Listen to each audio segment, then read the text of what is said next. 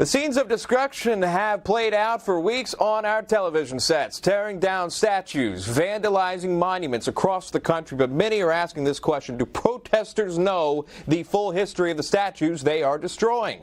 A protest to tear down the statue of Teddy Roosevelt erupted in front of the Museum of Natural History in New York, and one woman stepped in to tell some of these millennial protesters what she had to say. Take a listen. And we will see to it that you fall, and you fall so hard, you won't know what hit you. Check your privilege and get back over there. You got something to say, little boy? You got something to say, little boy?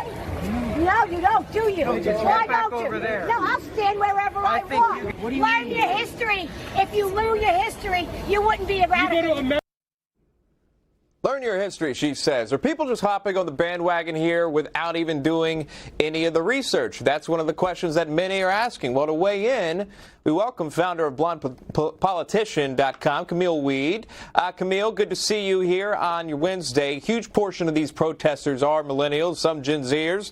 And that video we just showed sparking a lot of outrage on the internet for that young man there not knowing the history of Teddy Roosevelt, others not knowing the history of Abraham Lincoln. What do you think of this? It's incredible. Well, thank you for having me. It's unbelievable. I think people are really confused. I think a lot of millennials are really confused. We have one narrative saying that this is all about slavery and, these statutes are offensive. And then we have another narrative saying it's anarchy. Well, why are abolitionist statutes being taken down? Why is a Catholic statue being taken down in San Francisco? I think a lot of people are wondering, okay, what does history say about this person? Who is this person? Why are we taking this statue down? Yeah, I wonder if our history teachers failed us. What happened here? I'll show you something else here. This is another protester, this time fighting over tearing down the Emancipation Memorial in D.C. Do we have that as well to show? We don't have that? Okay. Bottom line is a lot of these statues, again, as you noted, have a lot of history to do with the Emancipation Proclamation, ending slavery, and those even being torn down as well. And there's this different argument, right, that you've seen, tearing down the Confederate monuments versus any other type of monuments. What are your thoughts on that and differentiating between the two, and how some are unsuccessfully being able to know the difference between the two? Well, it's confusing. I don't understand. History has failed us in some ways. Our teachers have failed us in some ways. The pyramids were built by slaves. Do we take those down? The Roman Colosseum was built by slaves. Do we take that down as well? There's a lot of conflicting thoughts and views on this topic. Yeah, I know. It's tough to wade through because you wish that you can get out there and educate, but then you also wish your politicians, your local leaders would step up and say, hey, look, there's a right way to go about this. If you want a monument removed, you don't do it yourself. You don't deface the monuments. That's illegal, for one. But for two, you can get it done, but you're going to have to submit a petition to your city council. They can vote on it in case of point. That has happened in other cities across the country. What are you hearing? Are you seeing a divide in this as well, with maybe young voters that want to defend some of these monuments versus tear them down and defend our American history? I am. I have some friends who've been protesting.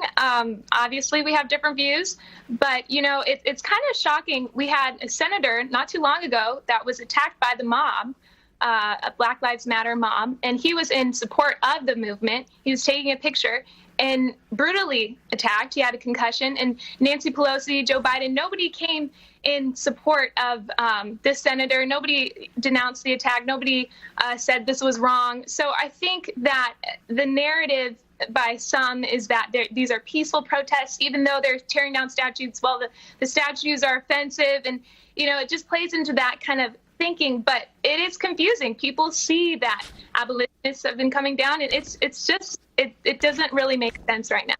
Yeah, at what point it's like, where do you stop? Do you trade in all your monuments and everyone calms down? I don't think that would be the case. I'd like to know more about BlondePolitician.com.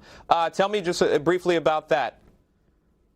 Well, right now it's just it's been really exciting, just journalism, current events, a little bit about style and fashion, but mostly journalism and what's going on in our world. This is an incredible time to be alive. There's a lot of news stories out there and a lot of news stories that aren't being told, a lot of censorship that's happening. You know, Parler is rising right now because of Twitter censorship, and a lot of conservatives are feeling cut by that. So it's basically just a journalistic outlet sharing the news from a blonde's perspective. Look, a lot of blondes out there that want to see that news, and we're glad to have you on the platform. I know Parler is getting a little more popular. Have you seen that? Oh, absolutely. They've just been booming, especially with everything going on, the unfairness that's happening with Twitter, with Facebook. A lot of people are really upset. You know, even liberals and Democrats, they want a fair debate, and they're not able to have that right now. So it's really upsetting. That is Camille Wead of blondepolitician.com. Camille, thanks for your time. Good to see you. Thank you.